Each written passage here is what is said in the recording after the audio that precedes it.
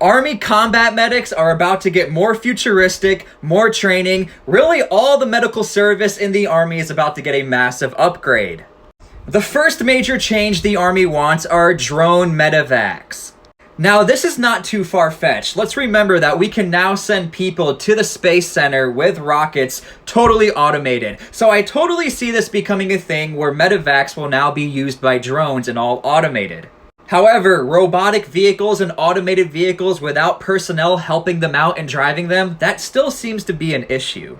Now, the reason why I say that is because there's a program out there called DARPA, Defense Advanced Research Projects Agency. These are like the top secret dudes who make laser beams. They've had a competition since 2004 to have automated vehicles, and they're still having it today. What does that tell you? They still have not solved the issue of not having the human brain make certain corrections that only a human could still do. We are not on that level yet of automated vehicles to make it 100% accurate, especially for saving a soldier's life.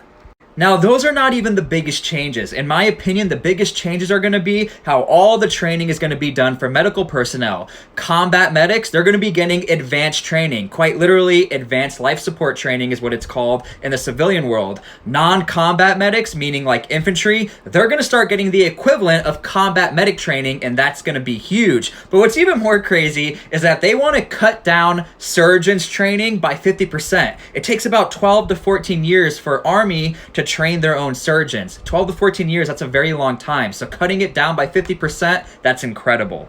But let's actually break down how important this is. This is actually me putting a tourniquet on my buddy, but it's training. You see, soldiers in combat roles and non-combat roles go through something called Combat Lifesaver course. It's about 5 days, and it's the very basics on how to use a tourniquet, how to do certain tasks like bandage a wound, so that when the medic gets there, we have a better chance of saving a soldier.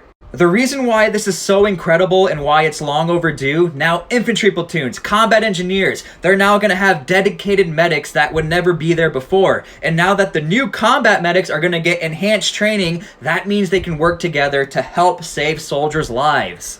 Also very cool for combat medics, if they're going to be getting advanced life support training, that means they can now get a better job and better life opportunity outside of the Army. That's always been an issue for a lot of combat medics. People don't realize that. A lot of them try to get their schooling while they're in the Army, try to become an LPN, RN, and that's always been an issue. So this is very good for outside of the Army as well.